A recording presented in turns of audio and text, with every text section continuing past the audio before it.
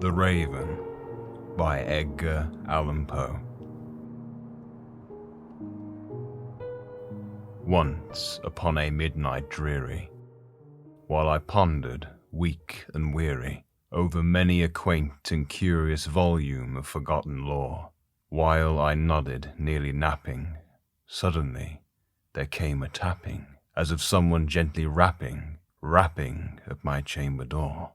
"'Tis some visitor," I muttered, "tapping at my chamber door.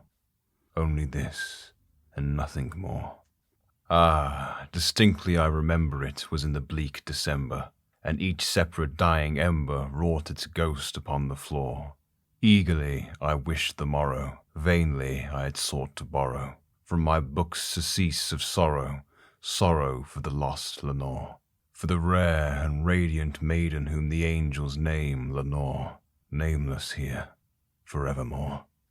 And the silken, sad, uncertain rustlings of each purple curtain thrilled me, filled me with fantastic terrors never felt before, so that now, to still the beating of my heart, I stood repeating, "'Tis some visitor entreating entrance at my chamber door, some late visitor entreating entrance at my chamber door. That it is, nothing more." Presently my soul grew stronger, hesitating then no longer. "Sir," said I, "or madam, truly your forgiveness I implore, but the fact is I was napping, and so gently you came rapping, and so faintly you came tapping at my chamber door, that I scarce was sure I heard you. Here I opened wide the door. Darkness there, and nothing more." Deep into that darkness peering, long I stood there wondering, fearing, doubting, dreaming dreams no mortal ever dared to dream before. But the silence was unbroken, and the stillness gave no token, and the only word there spoken was the whispered word, "Lenore?" This I whispered, and an echo murmured back the word, "Lenore." Merely this, and nothing more. Back into the chamber turning, all my soul within me burning, soon again I heard a tapping somewhat louder than before. "Surely," said I, "surely that is something of my window lattice. Let me see, then, what thereat is, and this mystery explore. Let my heart be still a moment, and this mystery explore. 'Tis the wind, and nothing more." Open here I flung the shutter, when, with many a flirt and flutter, in there stepped a stately raven of the saintly days of yore. Not the least obeisance made he, not a minute stopped or stayed he, but, with mien of lord or lady, perched above my chamber door, perched upon a bust of Pallas just above my chamber door, perched, and sat, and nothing more. Then this ebony bird beguiling my sad fancy into smiling, by the grave and stern decorum of the countenance it wore. "Though thy crest be shorn and shaven, thou," I said, "art sure no craven, ghastly, grim, and ancient raven, wandering from the nightly shore.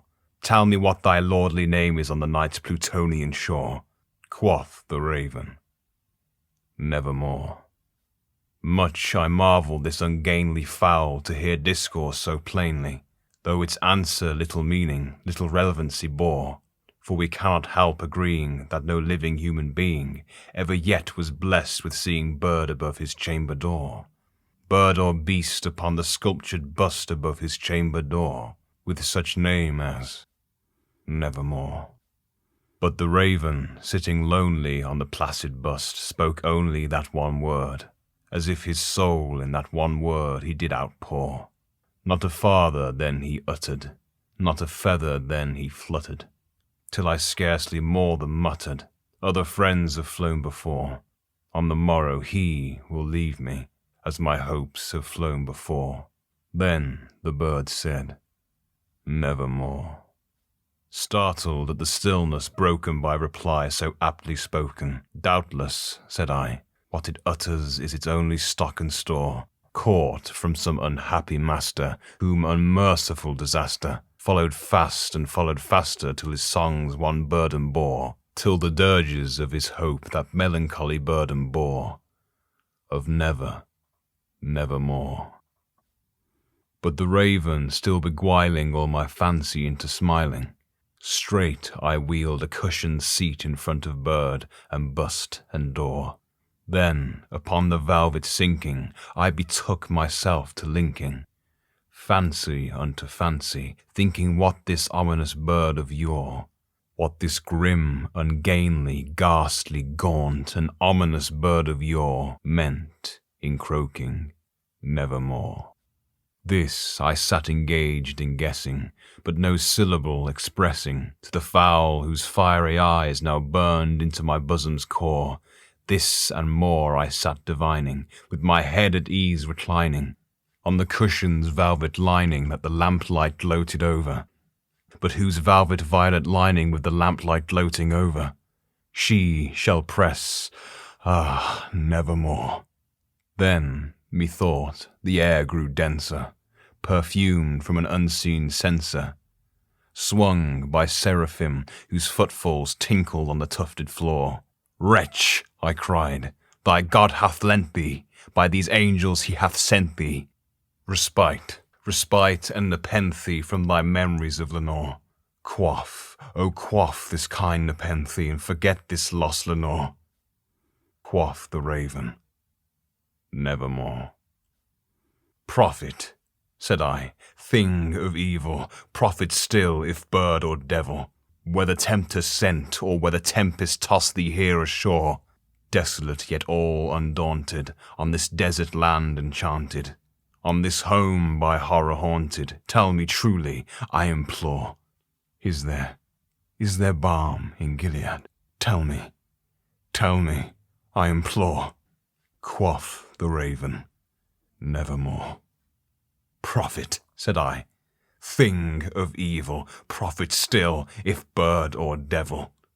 By that heaven that bends above us, by that God we both adore, tell this soul with sorrow laden if, within the distant Aidenn, it shall clasp a sainted maiden whom the angels name Lenore.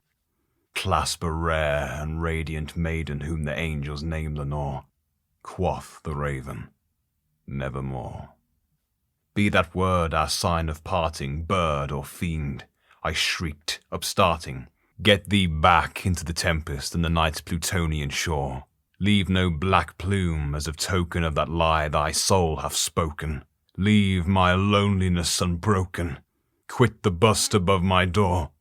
Take thy beak from out my heart and take thy form from off my door.